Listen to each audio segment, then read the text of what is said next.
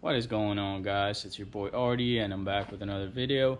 Today we're gonna be working inside again because the weather is pretty ugly out here. It's supposed to rain and it's all windy and all. But quick update, I did sell the 240 already. Now yeah, I'm probably gonna miss it, not gonna lie, but I think it's going on to a better life. Now today we're gonna be installing a head unit in the Jeep here, and I want to show you guys what's going on here. So actually, let me give you a quick background on the Jeep. So this is a 2008 Jeep Wrangler Unlimited. So it's the super base model, doesn't have any of the fancy equipment in it, navigation and touch screen radio and all that. So the most you'll see is the little aux port there. But anyway, so first things first, you will see your panel up here on top of the dash. You want to pull that guy off, and it's usually held on with clips. So I've already taken it out and you can see the clips underneath it. Now that's going to be pretty easy. You just pull up on it, and typically, I guess the fancy model of these vehicles, you will see this harness attached to the panel, and that'll be for the GPS to it's got a module attached to the panel to know where the north and south is and all that. So next you will see a set of 2 screws on the top, one up here on the right side, one on the left, and that'll be a 9/32 screw, and they look like this. But I'm taking them out to speed things up. And then on the bottom side here, hopefully you guys can, let me see if I can move the light here, catch better look at it. There we go. So on the bottom side there's another panel, and this one is held up with clips as well. So if you have a panel popping tool, you can take it out with that, or simply use a flathead, and that's up to you. But that pops out, you can see the 2 clips there. Toss that to the side, and you will have another 2 screws down here, and they are the same size. Let me see if I can get a good angle. That's one on the right, and that'll be another one on the left. So those are going to be the same size, 9/32. And after that, you can start slowly pulling on this panel here. This whole thing will come off. Well, it's not going to come all the way off because you still have the AC controls back there hooked up and all that, but we don't need to disconnect any of that actually. Now the next thing we're going to be removing will be the stock radio, and that one is held up here with 4 screws. So you got 1, 2, 3, 4, and same as the ones that hold that panel up here, 9/32. And after that, you can slide your head unit out of there like so. Let's see if I can do it one-handed. Yep.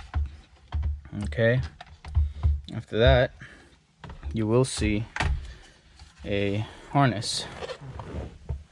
So this gray harness up here, it's got a clip on the bottom side. You can just press that in and it'll slide out. And then your radio antenna hooks up to the bottom corner here. So we'll pull the clip. Let me see if I can do this one-handed. Okay, come on now. There we go. Pull the clip, grab your radio, and put it aside. Now you can see I've already pre-wired the new harness, so I just stuffed it to the side so I can show you guys what's going on here. So this is the harness that came with the head unit. These 2 came with the head unit. Come on now. And this other one you're gonna have to purchase, because depending on what year your vehicle is and all that, so you will have to purchase this harness, you know, aftermarket, whatever. and this will clip straight onto the vehicle harness. So this is fairly simple. You just match the wires, red to red, yellow to yellow, black to black, blue to blue, and you know, so on and so forth. But now the red wire here, this is the ignition wire. Now you may or may not already know this, but like I said, this is the harness up here that goes to the GPS compass module, and it's taped up here with a piece of tape. So I've already tested these wires with the ignition, and this red and yellow wire, let me see if I can show you better up here. So red and yellow wire on this small harness here, that one is essentially your ignition for the module. So that's the one I've tapped into already. As you can see here, I've got my connector there, and I didn't want to just simply cut it because, you know, I don't know if later on we might do a GPS unit upgrade or something like that. So we're gonna keep the harness as is, and we're just gonna tap into the ignition wire, and that's where you want to go for your red wire, because otherwise you can tap into the power or run it straight to the battery. But if you don't do the ignition wire up here, you're gonna have to manually turn off your head unit every time. So that's what we've got going on. And another thing you're gonna have to purchase is the antenna, because this one is a funny looking adapter here. So the new one, you see this green piece here, that's the adapter, and that's the new radio antenna. And then we can actually install the head unit now. You know, there's not much to it. Now the new head unit is gonna have a mic for, you know, phone calls and whatnot. So what I've done is I ran it up there on the driver's side. Let's see if you can see it up here, this guy. So let me go on the driver's side actually, possibly show you a little better. All right guys, so here's the mic. What I've done with the mic is, you can see the wire that came under the pillar here, and I came on the outside of the panel, and you can pull on here, it'll pry open a little bit, and you can feed your wire down there. And I've also got the mic cable going on top of the speaker on the driver's side, and then you can feed it under the steering column and back up towards the center console where the head unit's gonna be. So I got this little guy here.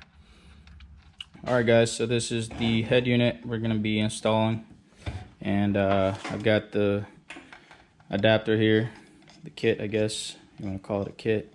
So I've got the kit here, and you want to go into the B settings. That'll push the kit all the way up against the face of the head unit, so that way it's sitting nice and flush.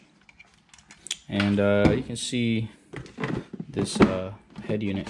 It's a Keenwood DMX 125 BT for Bluetooth, and it does not play CDs. It's got Bluetooth, and it's got a mirror link capability, which is pretty nice. You hook up to the USB cable here, and it will do essentially whatever is going on in your phone. You will be able to see it on the screen. So we'll see if I can set that up and show you guys how that works. Alright guys, so as you can see, I've got everything hooked up, and the head unit powers up with the key or the ignition on. Now I'm gonna power off the ignition so you guys can see. Actually, let me mess with this settings real quick. I don't like that demo stuff popping out randomly. Where was this at? System. Nope, that was not it. Great. Screen. Demo. There we go. Demo off. Perfect. Okay. So now we're going to turn the ignition off, and we should see, yep, now we should see the head unit power off, which we did. And next thing we got to do is put everything back together. So the USB cable is going to be ran into the glove box for now until I find a better spot for it. And the rest of the harness will sit behind the head unit, which I don't know if you can see. This is the short version, because the head unit does not play DVDs, does not play CDs. So its main function, I guess, is to play Bluetooth, radio, and it's got that USB cord to play whatever is going on in your phone. And it also has a bunch of RCA inputs and all that, so that's pretty sweet. But for now, I'm only going to be focusing on the basics. Later on, I might put on a backup camera. We don't know yet, but that's the plan for now. And yeah, let me put this thing back together, and I'll show you what it looks like after. Alright guys, so that's gonna be it. And then I do think this unit looks pretty nice. Now let me just point some light to it. There we go. Now as you can see, there's no crazy gaps for I guess for being aftermarket. You know, I'm pretty satisfied on how tight this unit fits. There's no crazy gaps on either side or top and bottom. So that does look pretty nice, and it gives it a newer look, I guess. I'm not sure if I'm gonna miss the volume knob, but I guess we'll cross that bridge when we get to it. Now, let me show you how this unit still works. So you put the ignition on. There you go. Unit powers up. And I must say, this is one of my biggest complaints with it. It does take a few seconds to power up. That's not a big deal, but I wish it was more of an instant, you know, an instant power up instead of a few seconds of, you know, thinking about it. And you can see ignition off, head units off. And I do like that feature because I guess if you were to just have the button to power that unit off separately, then, you know, sometimes you might forget about it and just go on about your business and your battery's dead. Anyways guys, so if you made it this far into the video and you like what you see, then give it a thumbs up, consider subscribing, and apparently that'll do something for me. But anyways, I'll see you next time.